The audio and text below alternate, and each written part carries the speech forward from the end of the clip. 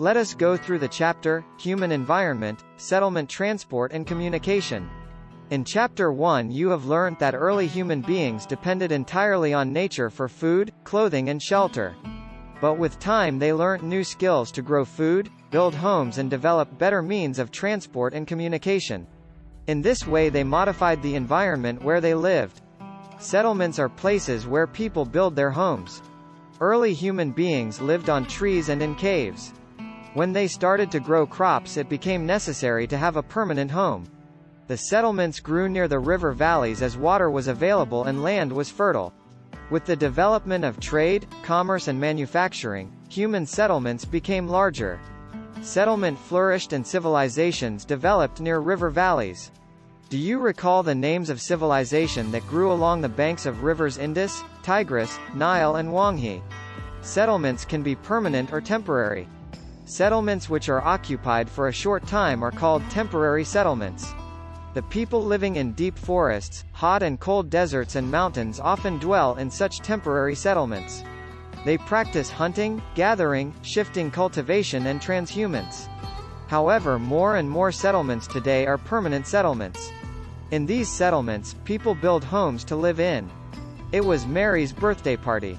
She and her friends were waiting for Gurpreet to arrive so that Mary could cut the cake. At last Gurpreet arrived tired, coughing and wheezing.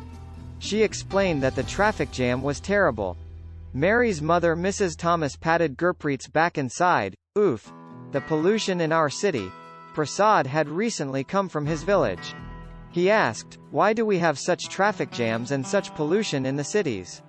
"The number of vehicles is increasing day by day due to the growing population in the cities," Mary's father, Mr. Thomas replied. Mary asked, "Then why are people coming to the cities?"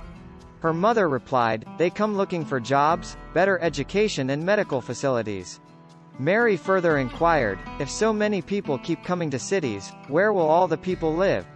Mr. Thomas said, "That is why you see so many slums and squatter settlements, where people stay in congested and unhygienic conditions.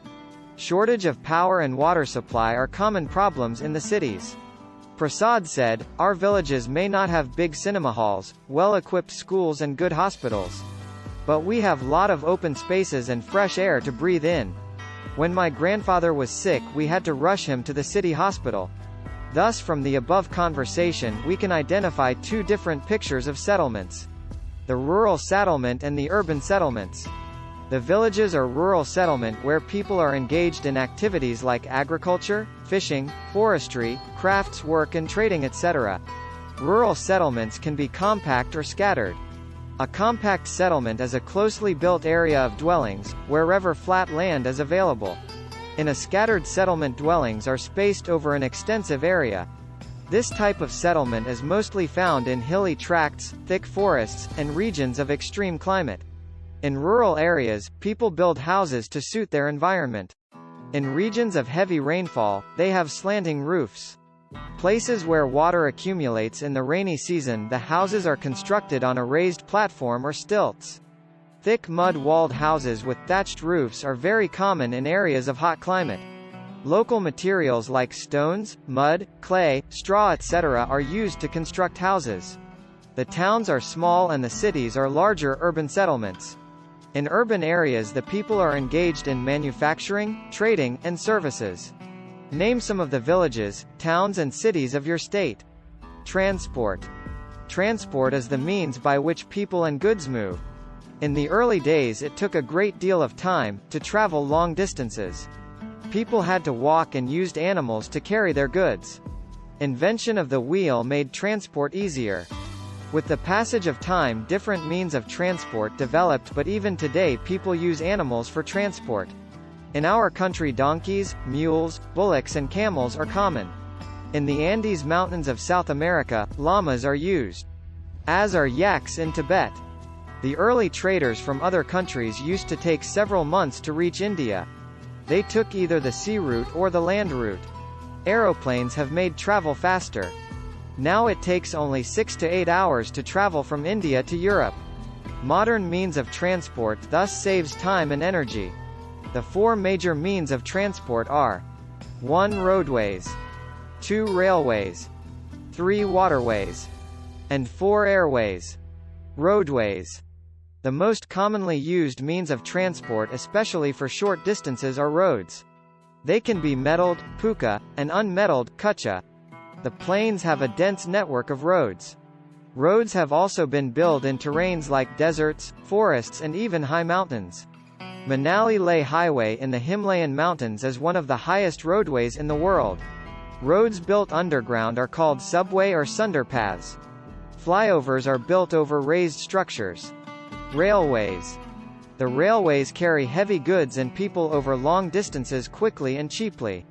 The invention of the steam engine and the Industrial Revolution helped in speedy development of rail transport.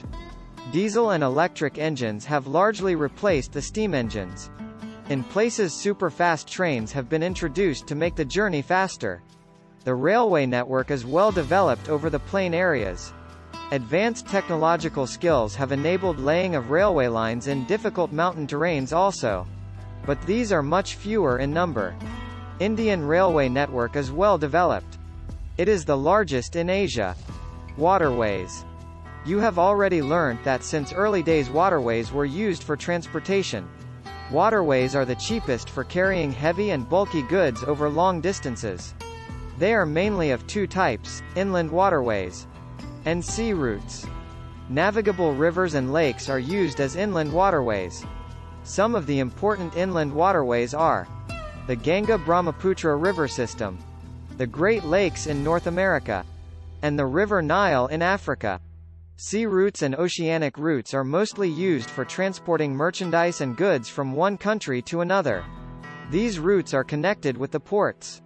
Some of the important ports of the world are Singapore and Mumbai in Asia, New York, Los Angeles in North America, Rio de Janeiro in South America, Durban and Cape Town in Africa, Sydney in Australia, London and Rotterdam in Europe.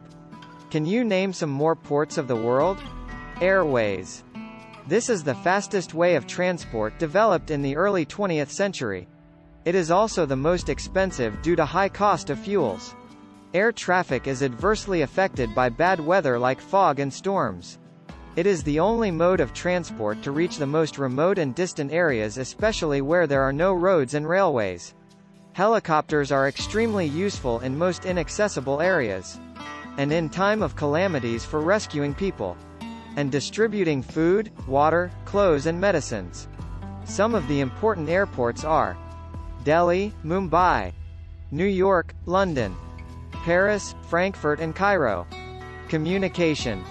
Communication is the process of conveying messages to others. With the development of technology, humans have devised new and fast modes of communication.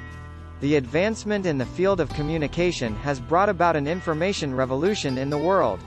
Different modes of communication are used to provide information, to educate as well as to entertain. Through newspapers, radio and television we can communicate with a large number of people. They are therefore called mass media. The satellites have made communication even faster. Satellites have helped in oil exploration, survey of forest, underground water, mineral wealth, weather forecast and disaster warning. Now we can send electronic mails or emails through internet. Wireless telephonic communications through cellular phones have become very popular today.